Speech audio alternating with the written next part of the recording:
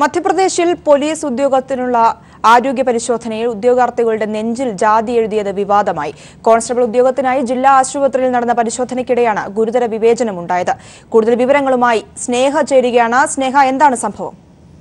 പ്രിയ, തീർച്ചയായും ബി.ജെ.പി. ഭരിക്കുന്ന മധ്യപ്രദേശിൽ നിന്നാണ് ഇത്തരത്തിലൊരു വാർത്ത പുറത്തുവരുന്നത്. ശിവരാജ് സിംഗ് ചൌഹാൻ മുഖ്യമന്ത്രിയായിട്ടുള്ള മധ്യപ്രദേശിൽ ബുധനാഴ്ചയാണ് ഇത്തരത്തിൽ പോലീസ് കോൺസ്റ്റബിൾ ഉദ്യോഗാർത്ഥികൾക്ക് ശാരീരിക ക്ഷമതാ പരിശോധനയിലാണ് ഇത്തരത്തിൽ അവരുടെ ദേഹത്ത് ജാതി എഴുതി വെച്ചുള്ള രീതിയിൽ ഒരു പരിശോധന നടന്നിരിക്കുന്നത്. അതായത് ഉദ്യോഗാർത്ഥികൾ കൂടുതൽ ഉള്ളത് കൊണ്ട് തന്നെ SC ST വിഭാഗത്തെയും അതുപോലെ തന്നെ ജനറൽ കാറ്റഗറിയെയും പെട്ടെന്ന് തിരിച്ചറിയുന്നതിനായിട്ടാണ് ഇത്തരത്തിൽ ദേഹത്ത് ജാതി എഴുതിയത് എന്നാണ് പോലീസുകാർ നൽകുന്ന വിശദീകരണം. ധാർ ജില്ലയിലെ ആശുപത്രിയിലാണ് ഇത്തരത്തിലൊരു സംഭവം ഉണ്ടായിട്ടുള്ളത്. അതേസമയം ഏറ്റവും വലിയ കാര്യം എന്താണെന്ന് വെച്ചാൽ ഇത്രയും വലിയൊരു വിവേചനം ഉണ്ടായിരുന്നെങ്കിലും ഉദ്യോഗാർത്ഥികൾ ആരും തന്നെ ഇതിനെതിരെ പരാതിയുമായി രംഗത്ത് വന്നിരുന്നില്ല. എന്നാൽ ചിത്രങ്ങൾ, ഈ ഒരു ദേഹത്ത് ജാതി എഴുതിയ SC ST അല്ലെങ്കിൽ OBC എന്ന് ജാതി എഴുതിയ ചിത്രങ്ങൾ സോഷ്യൽ മീഡിയയിലും മറ്റും വ്യാപകമായി പ്രചരിക്കാൻ തുടങ്ങിയ സാഹചര്യത്തിലാണ് ഇത്തരത്തിൽ വിവാദമായത്. ഈ ഒരു സംഭവം വിവാദമാവുകയും അത്തരത്തിൽ പല രാഷ്ട്രീയ നേതാക്കളിൽ നിന്നും ഇത്തരത്തിലുള്ള പ്രതികരണങ്ങളൊക്കെ വന്നത് അതിനുശേഷമാണ്. എന്നാൽ ഉദ്യോഗാർത്ഥികൾ ആരും തന്നെ പരാതി നൽകിയിരുന്നില്ല. ഇതിനുശേഷം സംഭവം വിവാദമായതിനു ശേഷം പോലീസുകാർ പറയുന്നത്, അതായത് 200-ലേറെ ഉദ്യോഗാർത്ഥികൾ ഉണ്ടായിരുന്നത് കൊണ്ട് തന്നെ ജനറൽ കാറ്റഗറിയെയും SC ST കാറ്റഗറിയിലും പെട്ടെന്ന് തിരിച്ചറിയാനുള്ള ഒരു സാഹചര്യം ഉണ്ടാക്കാൻ വേണ്ടിയാണ് ഇത്തരത്തിലൊരു ജാതി എഴുതിയത് എന്നാണ് പോലീസുകാർ നൽകുന്ന വിശദീകരണം. സ്നേഹ, ഇതിൽ പ്രധാനപ്പെട്ട ഒരു കാര്യം, 15 വർഷത്തോളം BJP ഭരിക്കുന്ന ഒരു സംസ്ഥാനമാണ് മധ്യപ്രദേശ്. അവിടെയാണ് ഇത്തരത്തിലൊരു സംഭവം ഉണ്ടായിരിക്കുന്നത്. ഇതിനു മുമ്പും ജാതി സൂചിപ്പിക്കുന്ന രീതിയിൽ ബിരുദ വിദ്യാർത്ഥികൾക്ക് ഭാഗ്യ വിതരണം ചെയ്ത ഒരു സംഭവവും മധ്യപ്രദേശിൽ ഉണ്ടായിരുന്നു. ഇപ്പോൾ വീണ്ടും ഇത്തരത്തിൽ ഒരു പോലീസ് ഉദ്യോഗാർത്ഥികളുടെ പരിശോധനയിൽ നെഞ്ചത്ത് ചാപ്പ കുത്തി ഇത്തരത്തിലൊരു പരിശോധന നടത്തിയിരിക്കുകയാണ്. ഇപ്പോൾ സാമൂഹ്യ പ്രവർത്തക ധന്യ രാമൻ ചേരുകയാണ്. ശ്രീമതി ധന്യ രാമൻ, ഇപ്പോൾ പുറത്തുവരുന്ന പ്രധാനപ്പെട്ട ഒരു വാർത്തയാണ് ഇത്. മധ്യപ്രദേശിൽ പോലീസ് ഉദ്യോഗത്തിലുള്ള ആരോഗ്യ പരിശോധനയിൽ ഉദ്യോഗാർത്ഥികളുടെ നെഞ്ചിൽ ജാതി എഴുതിയിരിക്കുകയാണ്. അതും മധ്യപ്രദേശിൽ 15 വർഷത്തോളം BJP ഭരിക്കുന്ന ഒരു സംസ്ഥാനമാണ് മധ്യപ്രദേശ്. എന്താണ് ഇതിനെക്കുറിച്ച് പറയാനുള്ളത്? BJP ഭരിക്കുന്ന സംസ്ഥാനം എന്നതുകൊണ്ട് തന്നെ ഞങ്ങൾ ഇതിനകത്ത് വലിയ ഞെട്ടലൊന്നും രേഖപ്പെടുത്തുന്നില്ല. കാരണം ഇത് ഞങ്ങള് ഈ ഒരു വളരെ ദൃശ്യവും അദൃശ്യവുമായിട്ടുള്ള പല പ്രശ്നങ്ങളിലൂടെയും ദളിത് സമൂഹം കടന്നു പോകുന്നത് കൊണ്ട് തന്നെ എല്ലാവിധ സംഘർഷങ്ങളെയും ഞങ്ങൾ അഭിമുഖീകരിക്കേണ്ടി വരുന്നുള്ളത് ഞങ്ങൾക്ക് നന്നായിട്ട് അറിയാം. അതുകൊണ്ട് ഇത്തരം പടങ്ങളൊക്കെ കാണുമ്പോൾ ഞങ്ങൾക്കൊരു ഞെട്ടൽ തോന്നുന്നില്ല, പ്രത്യേകിച്ച് ഈ സംഘപരിവാർ ഭരണകാലത്ത്. ഞങ്ങൾ പഠിക്കുന്ന സമയത്ത് തന്നെ ഞങ്ങൾ വിവേചനം നേരിടുന്നു, തൊഴിലുള്ള സമയത്ത് ഞങ്ങൾ വിവേചനം നേരിടുന്നു. ഒരു തൊഴിൽ കിട്ടിയാൽ ഞങ്ങൾ കൃത്യമായിട്ട് ജീവിക്കാനുള്ള ഒരു അന്തരീക്ഷം അവിടെ ഒരു തൊഴിലിടത്ത് ഉണ്ടാവുന്നില്ല. അപ്പൊ അതിനെയൊക്കെ കൂടുതൽ ബുദ്ധിമുട്ടിലാക്കാനായിട്ട്, അതിനെ ഒരു ക്രിട്ടിക്കൽ സ്റ്റേജിലേക്ക് എത്തിക്കാനായിട്ട് മനഃപൂർവ്വം ഇവിടുത്തെ ബ്രാഹ്മണിക്കൽ ഈ അജണ്ട ഉള്ളവർ നടപ്പിലാക്കുന്നതാണ് ഇത്തരം ചാപ്പ കുത്തിയുള്ള ഇത്തരം പ്രദർശനങ്ങൾ എന്ന് പറയുന്നത്. അങ്ങനെയാണെങ്കിൽ SC ST മാത്രം തിരിച്ചറിഞ്ഞാൽ മതിയോ? മറ്റ് റിസർവേഷൻ വാങ്ങിക്കുന്ന ആളുകളുണ്ടല്ലോ, ഇവിടുത്തെ ബ്രാഹ്മണരുണ്ടല്ലോ, ഇവിടുത്തെ മറ്റു വിഭാഗക്കാരുണ്ടല്ലോ, പട്ടേലന്മാരുണ്ടല്ലോ, അവരെയൊന്നും എന്താ അവർ ചാപ്പ കുത്താത്ത? SC ST മാത്രം തിരിച്ചറിഞ്ഞാൽ മതിയെന്നും ഞങ്ങൾക്ക് എപ്പോഴും മറ്റുള്ളവർ സംവരണത്തിന്റെ പേരിൽ ഞങ്ങളെ വെറുപ്പ് സമ്പാദിക്കണമെന്ന് ആഗ്രഹമുള്ള ഒരു വലിയ ബ്രാഹ്മണിസത്തിന്റെ അജണ്ട ഇവിടെ നടപ്പിലാക്കിക്കൊണ്ടിരിക്കുകയാണ്. ഞങ്ങൾ അതാണ് പറഞ്ഞത്, ഈ 2022 RSSന്റെ പുതിയ ഒരു ഭരണഘടനയായിരിക്കും ഇനി വരാൻ പോകുന്ന ഭരണകൂടമാണ്, ഇനി വരാൻ പോകുന്ന പുതിയ ഇന്ത്യ എന്നൊക്കെ പറയുമ്പോഴത്തേക്കും നമ്മൾ ഇതിനെ ഇപ്പോഴേ പൊളിച്ചടുക്കിയില്ലെങ്കിൽ നമ്മുടെ ഈ വൈജ്ഞാനിക പാരമ്പര്യത്തെ തന്നെ ഇവർ തകർത്ത് കളയും. ഈ ഹിന്ദുത്വം എന്ന് പറയുന്നത് എപ്പോഴും തകർക്കലിന്റെ തകർക്കലിന്റെ അല്ലെങ്കിൽ പുരോഗതിയുടെ വഴിമുടക്കിയായി നിൽക്കുന്ന ഒരു പ്രത്യയശാസ്ത്രമാണ് അവർക്കുള്ളത്. അതുകൊണ്ട് തന്നെ ഞങ്ങൾക്ക് ഇനിയും ഇതിനെ നമുക്ക് പൊളിക്കാൻ കഴിഞ്ഞില്ലെങ്കിൽ കൂടുതൽ ബുദ്ധിമുട്ടിലേക്കായിരിക്കും പോകുന്നത്. അതായത് ഉദ്യോഗാർത്ഥിയെ അപമാനിക്കുന്ന രീതിയിൽ ശരീരത്തിൽ ചാപ്പ കുത്തണമെങ്കിൽ അവിടെ ഇരിക്കുന്ന പോലീസുകാരന്റെ ഒക്കെ മാനസികാവസ്ഥ എന്തായിരിക്കും? സാമൂഹ്യ ബോധവും ചരിത്രബോധവും ഇല്ലാത്ത ദേശീയ തലത്തിലെ ഉദ്യോഗസ്ഥരോട് പുച്ഛമാണോ തോന്നുന്നത്? ഈ കേന്ദ്ര സർക്കാരിനോട് പുച്ഛമാണോ തോന്നുന്നത്? അവരവരുടെ ഉദ്യോഗാർത്ഥികളെ കൊണ്ട് ചെയ്യുകയാണ്. ആദ്യം ഞങ്ങളെ സുപ്രീം കോടതിയുടെ നിയമത്തിന് കാതലായിട്ടുള്ള മാറ്റം വരുത്തി ഞങ്ങളെ പ്രശ്നത്തിലാക്കാൻ നോക്കി. പിന്നീട് ഓരോ ഇഷ്യൂസും കൊണ്ടുവന്ന് ഞങ്ങളെ അതിലൂടെ അപമാനിക്കാൻ ശ്രമിക്കുകയാണ്, ഞങ്ങളെ ഇല്ലായ്മ ചെയ്യാൻ ശ്രമിക്കുകയാണ്. രാജ്യത്ത് 30 കോടി വരുന്ന ജനങ്ങളാണ്, ഈ 10% വരുന്ന ബ്രാഹ്മണനാണ് ഞങ്ങളെ ഭരിക്കുന്നത്. എന്നിട്ട് അവരുടെ അജണ്ടയാണ് ഇവിടെ നടപ്പിലാക്കുന്നത്. അത് ഒരു കാരണവശാലും വിട്ടുകൊടുക്കാൻ കഴിയില്ല. ശക്തമായിട്ടുള്ള ദളിത് ഐക്യം ഇന്ത്യയിലെമ്പാടും ഉയർന്നു വരുന്ന ഒരു കാലഘട്ടത്തിൽ വലിയൊരു പ്രതിഷേധം തന്നെ അതിനുണ്ടാവുന്ന ഞാൻ ഈ ഒരു അവസരത്തിൽ ചാനലിലൂടെ ഞാൻ പൊതുസമൂഹത്തെ അറിയിക്കുകയാണ്. മാത്രമല്ല സമത്വബോധം എന്ന് പറയുന്നത് ഒരു സാമാന്യ ചിന്തയിൽ പോലും ഈ ഹിന്ദുത്വത്തിൽ അവശേഷിക്കുന്നില്ല എന്നുള്ളതാണ്. അപ്പൊ എന്തുമാത്രം നമ്മൾ ഭയക്കണം, ഒരു ഇന്ത്യൻ ജനാധിപത്യം ഭരണഘടനയൊക്കെ ഇവിടെ ഉള്ള ഒരു രാജ്യത്താണ്. പൊതു സമൂഹത്തിന് ഇത്രയും ആളുകൾ നിൽക്കെ ഞങ്ങളുടെ ദേഹത്തെ ചാപ്പ കുത്തി ഞങ്ങള് SC ആണ്, ഞങ്ങൾ സംവരണം കൊണ്ട് വരുന്നവരാണ്, മറ്റുള്ളവർ വ്യക്തമാണ്. ധന്യരാമൻ, വളരെയധികം നന്ദി ഈ അവസരത്തിൽ പ്രതികരിച്ചതിന്. വീണ്ടും സ്നേഹയിലേക്ക്. സ്നേഹ, അതായത് ഒരാളുടെ ജാതി ചോദിക്കുന്നതും പറയുന്നതും തെറ്റാണ് എന്ന് വിശ്വസിക്കുന്ന ഒരു രാജ്യത്താണ് നമ്മൾ ജീവിക്കുന്നത്. അവിടെയാണ് ഇത്തരത്തിൽ നീചമായ ഒരു പ്രവൃത്തി സംഭവിച്ചിരിക്കുന്നത്. 15 വർഷത്തോളം ഭരിക്കുന്ന ഒരു സർക്കാർ, മാത്രമല്ല ദളിതർക്കൊപ്പമാണ്, ദളിതരുടെ ഉന്നമനത്തിനായി ഞങ്ങൾ പലതും ചെയ്യുന്നുണ്ട് എന്ന് ഘോരം ആക്രോശിക്കുന്ന ഒരു സർക്കാർ. അവിടെ ഇത്തരത്തിലൊരു നീച പ്രവൃത്തി നടന്നിരിക്കുന്നു. ഒരുപക്ഷെ തങ്ങളുടെ ജോലിയെക്കുറിച്ചുള്ള ഭയം കൊണ്ടാവാം അവിടെ അന്ന് ഉദ്യോഗാർത്ഥികൾ അന്ന് പ്രതികരിക്കാതിരുന്നത്. എന്തുതന്നെയായാലും ഇത്തരത്തിലൊരു സംഭവത്തിൽ സർക്കാരിന്റെ ഭാഗത്തു നിന്നും ഒരു വിശദീകരണം ഉണ്ടായിട്ടില്ലേ? തീർച്ചയായും പ്രിയ, അതായത് 15 വർഷമായി BJP ഭരിക്കുന്ന ഒരു സംസ്ഥാനം മധ്യപ്രദേശ്, അവിടെ നിന്നാണ് ഇത്തരത്തിലൊരു വാർത്ത വരുന്നത്. ദളിതരുടെയും ആദിവാസികളുടെയും ക്ഷേമത്തിനായി തങ്ങൾ പ്രവർത്തിക്കുന്നു എന്ന് ബി.ജെ.പി. സർക്കാർ പലതവണ പറഞ്ഞെങ്കിലും ഇത്തരത്തിൽ ദളിതർക്കെതിരെയുള്ള ആക്രമണങ്ങളും അത്തരത്തിലുള്ള കാര്യങ്ങളൊക്കെ തന്നെ രോഹിത് വെമുല മുതൽ നമ്മൾ അറിയുന്ന കാര്യങ്ങളാണ്. ദളിതർക്ക് നേരെയുള്ള ആക്രമണങ്ങൾ BJP സർക്കാർ അധികാരത്തിലേറിയതിനു ശേഷം അത് വളരെയധികം വർദ്ധിച്ചിട്ടുണ്ട്. അപ്പോഴാണ് മധ്യപ്രദേശിൽ നിന്ന് വളരെ വലിയൊരു ജാതി വിവേചനത്തിന്റെ കഥ കൂടി പുറം ലോകം അറിയുന്നത്. തീർച്ചയായും പ്രിയ സൂചിപ്പിച്ചതുപോലെ തന്നെ തുടരുക. ഇപ്പോൾ MP രാജേഷ് ചേരുകയാണ്. ശ്രീ MP രാജേഷ്, വളരെ ക്രൂരമായ ഒരു പ്രവൃത്തിയാണ് ഇന്ന് ഇപ്പോൾ മധ്യപ്രദേശിൽ നടന്നിരിക്കുന്നത്. അതായത് ത്തിനുള്ള ആരോഗ്യ പരിശോധനയിൽ ഉദ്യോഗാർത്ഥികളുടെ നെഞ്ചിൽ ജാതി എഴുതിയിരിക്കുകയാണ്, അതും ചാപ്പകുത്തി സൂചിപ്പിച്ചിരിക്കുകയാണ് ജാതി. എന്താണ് ഈ ഒരു വിഷയത്തിൽ താങ്കളുടെ പ്രതികരണം? BJP ഗവൺമെന്റിന് കീഴിൽ കേന്ദ്രത്തിലും അതുപോലെ സംസ്ഥാനങ്ങളിലും BJP ഭരിക്കുന്നവരുടെ ദളിതർക്കെതിരായിട്ടുള്ള പീഡനം, ജാതി വിവേചനം ഗംഭീരമായ പെരുകിയ സംഭവമാണ് നമ്മൾ കണ്ടിട്ടുള്ളത്. നാഷണൽ ക്രൈം റെക്കോർഡുകളുടെ കണക്കുകൾ ചൂണ്ടിക്കാണിച്ചത് ദളിതർക്കും 85% വർധനവ് ഉണ്ടായിരിക്കുന്നതാണ്. യാദൃച്ഛികമായി സംഭവിക്കുന്നതല്ല, മനുസ്മൃതിയിൽ അധിഷ്ഠിതമായ ദളിതരെയും ശൂദ്രരെയും ഒന്നും മനുഷ്യരായിട്ട് പോലും കണക്കാക്കാത്ത ശാസ്ത്രത്തിന്റെ അടിസ്ഥാനത്തിൽ പ്രവർത്തിക്കുന്ന RSSനാൽ നിയന്ത്രിക്കപ്പെടുന്ന ഗവൺമെന്റുകൾ ഉള്ളിടത്തെല്ലാം ഇതുണ്ടാവുന്നത് ഒട്ടും അത്ഭുതകരമായിട്ടുള്ള കാര്യമല്ല. RSSന്റെ പ്രത്യയശാസ്ത്രം തന്നെ അധിഷ്ഠിതമായിട്ടുള്ള ഹിന്ദു രാഷ്ട്രമാണ്. അവിടെ പിന്നാക്കാരനോ ജാതി താഴ്ന്നോ ഒരു സ്ഥലം അത് ആവർത്തിച്ചുറപ്പിക്കുകയാണ് ഇതിലുള്ളത്. വളരെയധികം നന്ദി ശ്രീ MP രാജേഷ് ഞങ്ങളോട് പ്രതികരിച്ചതിന്. മധ്യപ്രദേശിൽ പോലീസ് ഉദ്യോഗത്തിനുള്ള ആരോഗ്യ പരിശോധനയിൽ ഉദ്യോഗാർത്ഥികളുടെ നെഞ്ചിൽ ജാതി എഴുതിയിരിക്കുന്നു.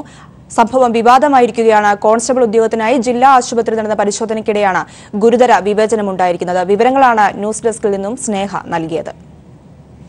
മറ്റു വാർത്തയിലേക്ക്. അംബേദ്കർക്കെതിരെ വിവാദ പരാമർശവുമായി ഗുജറാത്ത് നിയമസഭാ സ്പീക്കർ. അംബേദ്കർ ബ്രാഹ്മണനായിരുന്നുവെന്ന് സ്പീക്കർ. ശ്രീകൃഷ്ണൻ യാദവനും ശ്രീരാമൻ ക്ഷത്രിയനുമാണെന്നും സ്പീക്കർ.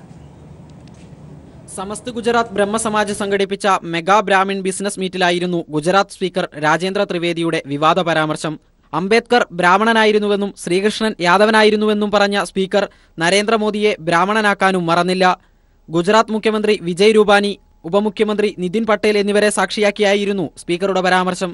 ഭീമറാവു അംബേദ്കറിന് അദ്ദേഹത്തിന്റെ ബ്രാഹ്മണ ഗുണങ്ങൾ കണക്കിലെടുത്താണ് അംബേദ്കർ എന്ന ബ്രാഹ്മണനാമം അധ്യാപകൻ മഹാദേവ് അംബേദ്കർ നൽകിയതെന്നും പ്രസംഗത്തിൽ പറയുന്നു. യാദവനായ കൃഷ്ണനെയും ക്ഷത്രിയനായ ശ്രീരാമനെയും ദൈവങ്ങളാക്കിയത് ബ്രാഹ്മണരാണെന്നും അദ്ദേഹം വാദിച്ചു.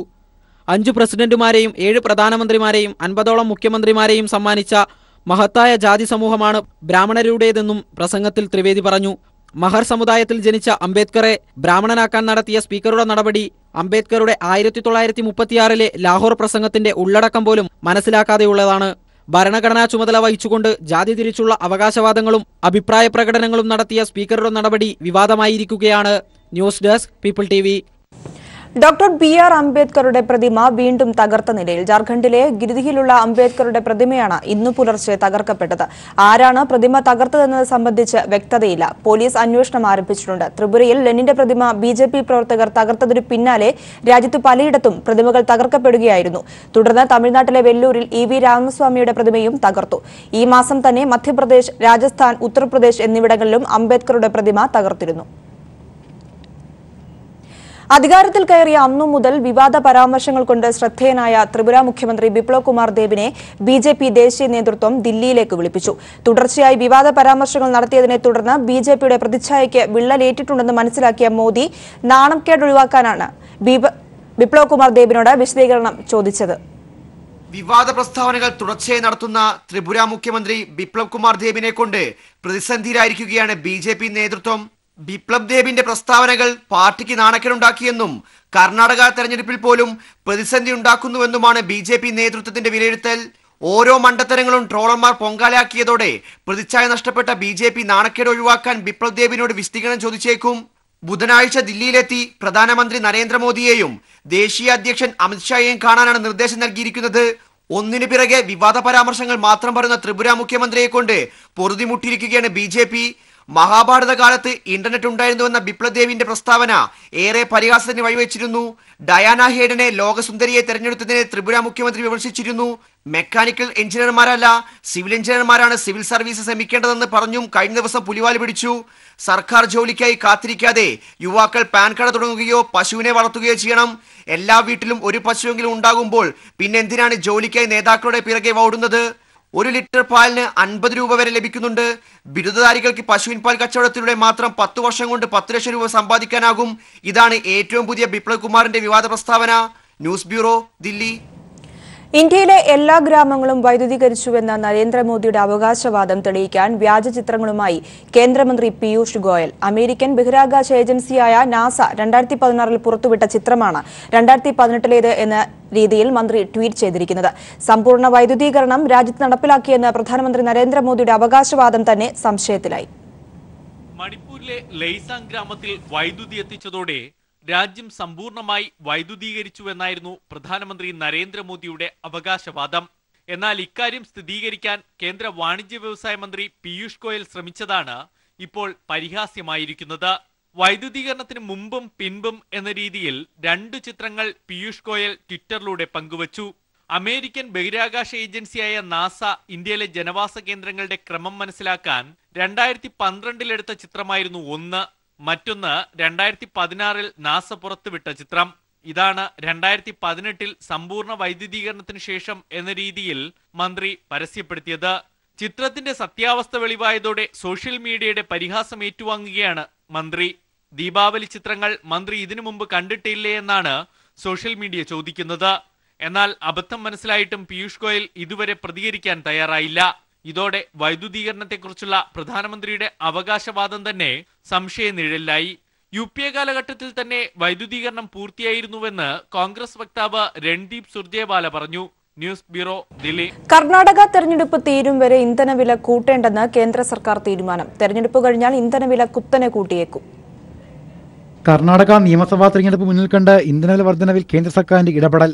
ആഗോള വിപണിയിലെ മാറ്റത്തിനനുസരിച്ച് ദൈനംദിന വില നിർണ്ണയം താൽക്കാലികമായി റദ്ദാക്കിയതായാണ് സൂചന. ആഗോള വിപണിയിൽ എണ്ണവില ഉയർന്നിട്ടും കഴിഞ്ഞ 6 ദിവസമായി രാജ്യത്ത് ഇന്ധനവില വർധനവ് ഉണ്ടായിട്ടില്ല. വില കൂടരുതെന്ന് സർക്കാർ എണ്ണ കമ്പനികൾക്ക് നിർദ്ദേശം നൽകിയിട്ടുണ്ടെന്നാണ് റിപ്പോർട്ടുകൾ. കർണാടക നിയമസഭാ തെരഞ്ഞെടുപ്പിൽ ഇന്ധനവില കുതിച്ചുയരുന്നത് ബി.ജെ.പിക്ക് തിരിച്ചടിയാകുമെന്ന അഭിപ്രായം നേരത്തെ ഉണ്ടായിരുന്നു. ഇതിനെ തുടർന്നാണ് കേന്ദ്ര സർക്കാരിന്റെ നിർദ്ദേശം. ഏപ്രിൽ 24-നാണ് അവസാനമായി രാജ്യത്ത് ഇന്ധനവിലയിൽ വർധനവുണ്ടായത്. അതിനു മുമ്പുള്ള എല്ലാ ദിവസങ്ങളിലും വിലയിൽ ചെറുതും വലുതുമായ വില വ്യത്യാസമുണ്ടായിരുന്നു. ഏപ്രിൽ 24-ന് ശേഷം 6 ദിവസമായി പെട്രോളിനും ഡീസലിനും രാജ്യത്ത് വിലയിൽ മാറ്റമില്ലാതെ തുടരുകയാണ്. അതേസമയം ആഗോള വിപണിയിൽ ഈ ദിവസങ്ങളിൽ എണ്ണവില വർദ്ധിക്കുകയും ചെയ്തിട്ടുണ്ട്. ആഗോള വിപണിയിലെ എണ്ണവില വർധനവിന് അനുസൃതമായാണ് രാജ്യത്തെ ഇന്ധനവില വർധനവ് ഉണ്ടാകുന്നതെന്നായിരുന്നു നേരത്തെ എണ്ണ കമ്പനികളുടെയും കേന്ദ്ര സർക്കാരിന്റെയും വാദം. എന്നാൽ ഈ വാദത്തിന് വിപരീതമായാണ് ഇപ്പോൾ എണ്ണ കമ്പനികളുടെ പ്രവർത്തനം. മെയ് 12-നാണ് കർണാടകയിൽ നിയമസഭാ തെരഞ്ഞെടുപ്പ്. കർണാടക തെരഞ്ഞെടുപ്പിന് ശേഷം എണ്ണവില വർധനയിൽ രാജ്യത്ത് കനത്ത മാറ്റമുണ്ടാകുമെന്നാണ് സൂചന. കഴിഞ്ഞ ദിവസങ്ങളിൽ കൂടാതിരുന്ന വർധനവ് ഒറ്റയടിക്ക് കൂട്ടാനായിരിക്കും എണ്ണ കമ്പനികൾ തീരുമാനിക്കുക. അങ്ങനെയാണെങ്കിൽ രാജ്യത്ത് ഇന്ധനവില സർവ്വകാല റെക്കോർഡിലേക്ക് പോകുമെന്ന് ഉറപ്പാണ്. News desk. Uttarakhand chief justice K M. ജോസഫിനെ സുപ്രീം കോടതിയിൽ നിയമിക്കണമെന്ന ശുപാർശയിൽ ഉറച്ചുനിൽക്കുന്നതായി കൊളീജിയം അംഗം ജസ്റ്റിസ് കുര്യൻ ജോസഫ്. കെ.എം. ജോസഫിന്റെ നിയമനം ആവശ്യപ്പെട്ടുള്ള ശുപാർശ വീണ്ടും കേന്ദ്ര സർക്കാരിന് നൽകുമെന്നുള്ള സൂചനയും കുര്യൻ ജോസഫ് നൽകി.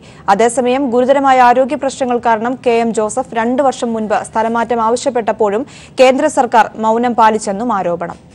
കൊളീജിയവും കേന്ദ്ര സർക്കാരും തമ്മിലുള്ള ഏറ്റുമുട്ടൽ മറ്റൊരു തലത്തിലേക്ക്. Uttarakhand chief justice K M. ജോസഫിനെ സുപ്രീം കോടതിയിൽ നിയമിക്കില്ലെന്ന കേന്ദ്ര സർക്കാർ പിടിവാശിക്ക് കൊളീജിയം വഴങ്ങില്ല. കെ.എം. ജോസഫിനെ സുപ്രീം കോടതിയിൽ നിയമിക്കണമെന്ന ശുപാർശയിൽ ഉറച്ചു നിൽക്കുന്നതായി കൊളീജിയം അംഗവും മുതിർന്ന ജസ്റ്റിസുമായ കുര്യൻ ജോസഫ് പറഞ്ഞു. ജോസഫിന്റെ നിയമനം ആവശ്യപ്പെട്ടുള്ള ശുപാർശ വീണ്ടും കേന്ദ്ര സർക്കാരിന് നൽകുമെന്ന സൂചനയും കുര്യൻ ജോസഫ് നൽകി. ജനുവരി 10-നാണ് ഇന്ദു മൽഹോത്ര, കെ.എം. ജോസഫ് എന്നിവരെ സുപ്രീം കോടതിയിൽ നിയമിച്ചുകൊണ്ടുള്ള ശുപാർശ കൊളീജിയം നൽകിയത്. ഉത്തരാഖണ്ഡിൽ രാഷ്ട്രപതി ഭരണം ഏർപ്പെടുത്തിയ കേന്ദ്ര സർക്കാർ ഉത്തരവ് റദ്ദാക്കിയ ഉത്തരാഖണ്ഡ് ചീഫ് ജസ്റ്റിസ് കെ.എം. ജോസഫിനെ സുപ്രീം കോടതിയിൽ നിയമിക്കാൻ തയ്യാറാകാത്ത കേന്ദ്ര സർക്കാർ ഇന്ദു മൽഹോത്രയുടെ നിയമനത്തിന് മാത്രം അനുമതി നൽകി. കേന്ദ്ര സർക്കാരിനെ ചൊടിപ്പിച്ച രാഷ്ട്രപതി ഭരണം റദ്ദാക്കിയ ഉത്തരവിന് ശേഷം കെ.എം. ജോസഫിനെ ദ്രോഹിക്കുന്ന നടപടികൾ കേന്ദ്ര സർക്കാർ കൈക്കൊണ്ടതായുള്ള വിവരങ്ങളും പുറത്തുവരുന്നുണ്ട്.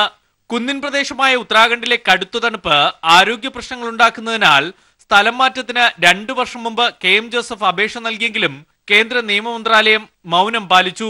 ആന്ധ്രയിലോ തെലങ്കാനയിലോ ഉള്ള ഹൈക്കോടതികളിലേക്ക് ജോസഫിനെ മാറ്റാമെന്ന് സുപ്രീം കോടതിയും നിർദ്ദേശിച്ചെങ്കിലും നിയമവകുപ്പ് ഭയൽ പൂഴ്ത്തി. ഇതിന് പിന്നാലെയാണ് അർഹതയുണ്ടായിട്ടും ഇദ്ദേഹത്തെ സുപ്രീം കോടതിയിൽ നിയമിക്കാതിരിക്കാൻ കേന്ദ്ര സർക്കാർ കളിച്ചത്. News bureau, Delhi. വിദേശ വനിതാ ലിഗയുടെ കൊലപാതകത്തിൽ പോലീസ് കസ്റ്റഡിയിലുള്ള പുരുഷ ലൈംഗിക തൊഴിലാളി ഉൾപ്പെടെയുള്ളവർ കുറ്റം സമ്മതിച്ചതായി സൂചന. അതേസമയം ശാസ്ത്രീയ തെളിവുകൾ ലഭിച്ച ശേഷം കസ്റ്റഡിയിലുള്ളവരുടെ അറസ്റ്റ് രേഖപ്പെടുത്തുമെന്ന് അന്വേഷണ സംഘം അറിയിച്ചു. ലിഗയുടെ ആന്തരിക അവയവങ്ങളുടെയും മൃതദേഹം കണ്ടെത്തിയ സ്ഥലത്ത് നിന്ന് ലഭിച്ച തലമുടിയുടെയും പരിശോധനാ ഫലം ഇന്ന് ലഭിക്കും. ചങ്ങനാശ്ശേരിയിലെ റിപ്പർ മോഡൽ കൊലപാതകം പ്രതിപിടിയിൽ. പോലീസ് സ്റ്റേഷന് സമീപമുള്ള കടത്തിണയിൽ കിടന്നുറങ്ങിയ വികലാംഗനായ വൃദ്ധനെ ഹോളോ ബ്രിക്സ് കൊണ്ട് തലക്കടിച്ചു കൊന്ന സംഭവത്തിൽ വാഴപ്പള്ളി മറ്റം മുണ്ടക്കൽ സജി തോമസിനെയാണ് പോലീസ് അറസ്റ്റ് ചെയ്തത്. 2011 അമ്മയെ ചിരവ കൊണ്ട് തലക്കടിച്ചു കൊന്ന കേസിൽ ശിക്ഷ കഴിഞ്ഞ് പുറത്തിറങ്ങിയ ആളാണ് പ്രതി. തൃക്കൊടിത്താനം ചക്രാത്തിക്കുന്നിൽ 65-കാരനായ ഗോപിയെ വെള്ളിയാഴ്ച രാത്രി 1 മണിയോടെയായിരുന്നു സജീവ് കൊലപ്പെടുത്തിയത്. മദ്യപാനത്തെ തുടർന്നുണ്ടായ തർക്കമാണ് കൊലയ്ക്ക് കാരണമായതെന്ന് പോലീസ് പറഞ്ഞു. പ്രതിയെ ഇന്ന് കോടതിയിൽ ഹാജരാക്കും. ബീഹാറിലെ ജഹാനാബാദിൽ നടുറോഡിൽ പെൺകുട്ടിക്കെതിരെ യുവാക്കളുടെ അതിക്രമം. സംഭവം കണ്ടിട്ടും നാട്ടുകാർ പ്രതികരിക്കാതെ ദൃശ്യങ്ങൾ വീഡിയോയിൽ ചിത്രീകരിക്കുകയും സമൂഹമാധ്യമങ്ങളിൽ പ്രചരിപ്പിക്കുകയും ചെയ്തതോടെയാണ് വിവരം പുറത്തറിഞ്ഞത്. ബീഹാറിലെ ജഹാനാബാദിലാണ് നടുറോഡിൽ പെൺകുട്ടിക്കെതിരെയുള്ള യുവാക്കളുടെ അതിക്രമം. സംഭവം കണ്ടിട്ടും നാട്ടുകാർ പ്രതികരിക്കാതെ ദൃശ്യങ്ങൾ വീഡിയോയിൽ പകർത്തുകയായിരുന്നു. ദൃശ്യങ്ങൾ സമൂഹമാധ്യമങ്ങളിൽ പ്രചരിച്ചതോടെയാണ് സംഭവം പുറത്തറിഞ്ഞത്. പട്ടാപ്പകലാണ് പെൺകുട്ടിക്ക് നേരെ 10ഓളം വരുന്ന യുവാക്കൾ അക്രമം നടത്തിയത്. റോഡരികിൽ നിന്ന് പെൺകുട്ടിയുടെ വസ്ത്രങ്ങൾ വലിച്ചു കീറുകയും റോഡിലിട്ട് വലിച്ചിഴയ്ക്കുകയും ചെയ്തു. ഇതെല്ലാം കണ്ട് വീഡിയോ ചിത്രീകരിക്കുന്ന ജനക്കൂട്ടത്തോട് പെൺകുട്ടി സഹായം അഭ്യർത്ഥിച്ചെങ്കിലും ആരും സഹായത്തിന് തയ്യാറായില്ല. പ്രായപൂർത്തിയാകാത്ത പെൺകുട്ടിയെ യുവാക്കൾ സംഘം ചേർന്ന് ആക്രമിക്കുന്നതിന്റെ 2 വീഡിയോകളാണ് പുറത്തു വന്നിട്ടുള്ളത്. ഇതിന്റെ അടിസ്ഥാനത്തിൽ പോലീസ് അന്വേഷണം ആരംഭിച്ചെങ്കിലും സംഭവത്തിൽ പ്രതികളെയൊന്നും കസ്റ്റഡിയിലെടുത്തിട്ടില്ല. വീഡിയോയിൽ ഉണ്ടായിരുന്ന ബൈക്കിന്റെ നമ്പർ പിന്തുടർന്ന് പ്രതികളെ കണ്ടെത്താനുള്ള ശ്രമത്തിലാണ് police. News desk. CPIM polit bureau അംഗം പ്രകാശ് കാരാട്ട് എംടിയെ സന്ദർശിച്ചു. കോഴിക്കോട് കൊട്ടാരം റോഡിലെ എംടിയുടെ വസതിയിലായിരുന്നു കൂടിക്കാഴ്ച. 1972-ൽ എംടിയെ കണ്ടതുമുതലുള്ള അനുഭവങ്ങൾ പങ്കുവച്ചാണ് കാരാട്ട് വീട്ടിൽ നിന്നും മടങ്ങിയത്. ഉഞ്ചിയം രക്തസാക്ഷി ദിനത്തിന്റെ ഭാഗമായുള്ള പൊതുസമ്മേളനം ഉദ്ഘാടനം ചെയ്യാനായി കോഴിക്കോടെത്തിയ പ്രകാശ് കാരാട്ട് 10 മണിയോടെയാണ് എംടിയുടെ വീട്ടിലെത്തിയത്. നടക്കാവ് കൊട്ടാരം റോഡിലെ സിതാരയിലെത്തിയ കാരാട്ടിനെ നിറഞ്ഞ സന്തോഷത്തോടെ എംടി സ്വീകരിച്ചു. എംടിയുടെ കൂടല്ലൂരിലെ തറവാട് വീടിനടുത്തുള്ള ബന്ധുവീട്ടിൽ വരാറുള്ള കാര്യവും 1972-ൽ മാതൃഭൂമിയിൽ വെച്ച് നേരിൽ കണ്ടതും കാരാട്ട് പങ്കുവച്ചു. 10 മിനിറ്റ് നീണ്ട കൂടിക്കാഴ്ചയിൽ പാലക്കാട്ടുകാരായ ഇരുവരും ഓർമ്മകൾ പങ്കുവച്ചാണ് പിരിഞ്ഞത്. കൂടല്ലൂരിലെ എൻ്റെ അച്ഛൻ്റെ സിസ്റ്റർ അവിടെ ആയിരുന്നു. എംടിയുടെ വീടിൻ്റെ അടുത്ത് തന്നെയായിരുന്നു. ഞാൻ അവിടെ പോകാറുണ്ടായിരുന്നു. കുറേ കാലം മുമ്പ് ഞാൻ മാതൃഭൂമി ഓഫീസിൽ 72-ൽ ആദ്യം പരിചയമായതാണ്. ഞാൻ അവിടെ 1 മാസം റിസർച്ചിന് വന്നതായിരുന്നു മാതൃഭൂമി ലൈബ്രറിയിൽ. എംടി ആണ് എന്നെ അത് അറേഞ്ച് ചെയ്തത് എനിക്ക് വേണ്ടി. ഡിവൈഎഫ്ഐ അഖിലേന്ത്യാ president PA Muhammad Riyas, CPIM നേതാക്കളായ KT കുഞ്ഞിക്കണ്ണൻ, P നിഖിൽ എന്നിവരും പ്രകാശ് കാരാട്ടിനൊപ്പം ഉണ്ടായിരുന്നു. News bureau, Kozhikode. കത്വ സംഭവത്തിൽ നഷ്ടമായ പ്രതിച്ഛായ വീണ്ടെടുക്കാൻ ജമ്മുകശ്മീരിൽ മന്ത്രിസഭ അഴിച്ചുപണിതു. പീഡനക്കേസിലെ പ്രതികൾക്ക് പിന്തുണയർപ്പിച്ച് പ്രകടനം നടത്തിയ BJP മന്ത്രിമാർക്ക് പകരം പുതിയ അംഗങ്ങൾ സത്യപ്രതിജ്ഞ ചെയ്തു. നിയമസഭാ സ്പീക്കറായിരുന്ന കവീന്ദർ ഗുപ്ത ജമ്മുകാശ്മീരിലെ പുതിയ ഉപമുഖ്യമന്ത്രിയായി. PDP-യിൽ നിന്നും 2 പേരടക്കം 8 പേരാണ് മന്ത്രിമാരായി സത്യപ്രതിജ്ഞ ചെയ്തത്. കഡ്വ പീഡനക്കേസിൽ അറസ്റ്റിലായ പ്രതികൾക്കായി പ്രകടനം നടത്തിയതിലൂടെ ജമ്മുകാശ്മീരിലെ BJP മന്ത്രിമാർക്കെതിരെ ശക്തമായ പ്രതിഷേധമാണ് രാജ്യത്തുണ്ടായത്. ഇതിൽ നിന്നും രക്ഷപ്പെടാനുള്ള ശ്രമത്തിന്റെ ഭാഗമായാണ് ജമ്മുകാശ്മീരിലെ മന്ത്രിസഭാ പുനഃസംഘടന. വിവാദത്തെ തുടർന്ന് രാജിവെച്ചവർക്ക് പകരം BJP-യുടെ പുതിയ മന്ത്രിമാർ സത്യപ്രതിജ്ഞ ചെയ്തു. ഉപമുഖ്യമന്ത്രി സ്ഥാനം രാജിവെച്ച നിർമ്മൽ സിംഗിന് പകരം നിയമസഭാ സ്പീക്കറായിരുന്ന കവീന്ദർ ഗുപ്ത ഉപമുഖ്യമന്ത്രിയായി. കഡ്വയിലെ BJP MLA രാജീവ് ജാസ്രോട്ടിയയ്ക്ക് ജമ്മുകാശ്മീർ മന്ത്രിസഭയിലേക്ക് സ്ഥാനക്കയറ്റം നൽകിയിട്ടുണ്ട്. ക്യാബിനറ്റ് പദവിയോടെയാണ് ജസ്രോട്ടിയ മന്ത്രിസഭയിലെത്തുന്നത്. ഇദ്ദേഹത്തെ കൂടാതെ BJP നേതാക്കളായ സാത് ശർമ്മ, ദേവീന്ദർ കുമാർ, ശക്തിരാജ് എന്നിവരും മന്ത്രിമാരായി. ഇവരോടൊപ്പം PDP MLA-മാരായ മൊഹിന്ദ് ഖാലി ബന്ദ്, മുഹമ്മദ് അഷ്റഫ് എന്നിവരും മുഫ്തി മുഹമ്മദ് മന്ത്രിസഭയിലെത്തി. ശ്രീനഗറിലെ കൺവെൻഷൻ സെന്ററിലായിരുന്നു സത്യപ്രതിജ്ഞാ ചടങ്ങുകൾ. News bureau, Delhi. ജനമോചന യാത്രയുമായി ബന്ധപ്പെട്ട് ഒരു കോൺഗ്രസ് നേതാവ് മോഷണം നടത്തിയെന്ന ആരോപണം തന്റെ ശ്രദ്ധയിൽപ്പെട്ടിട്ടില്ലെന്ന് KPCC അധ്യക്ഷൻ MM ഹസൻ. മോഷണം നടന്നിട്ടുണ്ടെങ്കിൽ പോലീസിൽ പരാതി കൊടുക്കുകയാണ് വേണ്ടതെന്നും MM ഹസൻ പറഞ്ഞു. പ്രാദേശികമായി വന്നതായിരിക്കും, അതിന്റെ ശ്രദ്ധയിൽപ്പെട്ടിട്ടില്ല. KPCC ഒരു പണവും മോഷണം പോയിട്ടില്ല. ഇല്ല എന്റെ ശ്രദ്ധയിൽപ്പെട്ടിട്ടില്ല. മോഷണം പോയാൽ പോലീസ് കേസ് കൊടുത്താൽ പോലെ അവർ കണ്ടുപിടിച്ചോളും. റോഡ് സുരക്ഷാ വാരാചരണത്തിന്റെ സംസ്ഥാനതല സമാപന സമ്മേളനം തിരുവനന്തപുരത്ത് നടന്നു. മുഖ്യമന്ത്രി പിണറായി വിജയൻ ചടങ്ങ് ഉദ്ഘാടനം ചെയ്തു. റോഡ് നിയമങ്ങൾ കർക്കശമായി പാലിക്കാൻ എല്ലാവരും തയ്യാറാകണം. ക്യാമറകൾ കൂടുതലായി സ്ഥാപിക്കാൻ നടപടി സ്വീകരിച്ചതായും മുഖ്യമന്ത്രി വ്യക്തമാക്കി.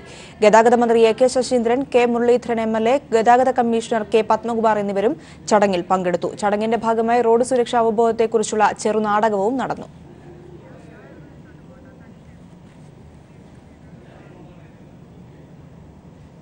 മറ്റൊരു പ്രധാനപ്പെട്ട വാർത്തയിലേക്ക്. VHP നേതാവ് സ്വാതി ബാലിക സരസ്വതിക്കെതിരെ കേസെടുത്തിരിക്കുകയാണ്. കൂടുതൽ വിവരങ്ങളുമായി സണ്ണി ജോസഫ് ചേരുകയാണ്. സണ്ണി, എന്തിനാണ് കേസെടുത്തിരിക്കുന്നത്? പ്രിയ, VHPയുടെ മധ്യപ്രദേശിൽ നിന്നുള്ള പ്രമുഖ നേതാവ് സ്വാതി ബാലിക സരസ്വതിക്കെതിരെ കാസർഗോഡ് ജില്ലാ പോലീസ് മേധാവിയുടെ നിർദ്ദേശപ്രകാരമാണ് പോലീസ് കേസ് രജിസ്റ്റർ ചെയ്തിട്ടുള്ളത്. കേസിന്റെ നടപടിക്രമങ്ങൾ പുരോഗമിച്ചു വരികയാണ്. ബദിയടുക്ക പോലീസ് സ്റ്റേഷനിലാണ് കേസ് രജിസ്റ്റർ ചെയ്തു വരുന്നത്. നടപടികൾ പുരോഗമിക്കുന്നത്. കഴിഞ്ഞ ദിവസം കോൺഗ്രസിന്റെ ബദിയടുക്ക ഗ്രാമപഞ്ചായത്ത് പ്രസിഡന്റും കാർഡക്ക ബ്ലോക്ക് ജനറൽ സെക്രട്ടറിയുമായ KN കൃഷ്ണഭട്ടിന്റെ അധ്യക്ഷതയിൽ ചേർന്ന VHPയുടെ വിരാട് ഹിന്ദു സമാജോത്സവത്തിലെ മുഖ്യ പ്രഭാഷകയായിരുന്നു തീപ്പതി പ്രസംഗം നടത്തുന്ന ബാലസരസ്വതി. ലവ് ജിഹാദിലൂടെ ഹിന്ദു യുവതികളെ മതം മാറ്റുന്നവരുടെ തലവെട്ടണമെന്നും അതുപോലെ പശുക്കളെ കൊല്ലുന്നവരുടെ തലവെട്ടിയെടുക്കണം എന്ന നിലയിലുള്ള പ്രസംഗമായിരുന്നു ബാലസരസ്വതി ബദിയടുക്കയിൽ നടത്തിയത്. ഇതിനെതിരെ CPIM ബദിയടുക്ക ലോക്കൽ കമ്മിറ്റിയാണ് മുഖ്യമന്ത്രിക്കും ജില്ലാ പോലീസ് മേധാവിക്കും അതുപോലെ ജില്ലാ പോലീസ് മേധാവിക്കും പരാതി നൽകിയത്. ഇതേ തുടർന്നാണ് പോലീസ് പ്രാഥമിക അന്വേഷണം നടത്തി കേസിൽ എടുത്തിട്ടുള്ളത്. തുടർ നടപടികളുമായി മുന്നോട്ട് പോകാനാണ് പോലീസിന്റെ തീരുമാനം. ജാമ്യമില്ലാത്ത വകുപ്പുകൾ പ്രകാരമാണ് ഇപ്പോൾ ഇവർക്കെതിരെ കേസ് രജിസ്റ്റർ ചെയ്തിട്ടുള്ളതെന്ന് നമുക്ക് മനസ്സിലാക്കാൻ വേണ്ടി സാധിക്കുന്നു. ഇന്ന് വൈകുന്നേരത്തോടുകൂടി കൂടുതൽ നടപടികൾ പ്രതീക്ഷിക്കാമെന്ന് കരുതുന്നു. VHP നേതാവ് സ്വാതി ബാലിക സരസ്വതിക്കെതിരെ കേസെടുത്തിരിക്കുകയാണ്. കാസർഗോഡ് ബദിയടുക്ക പോലീസാണ് കേസെടുത്തത്. വിവരങ്ങളാണ് സണ്ണി ജോസഫ് നൽകിയത്.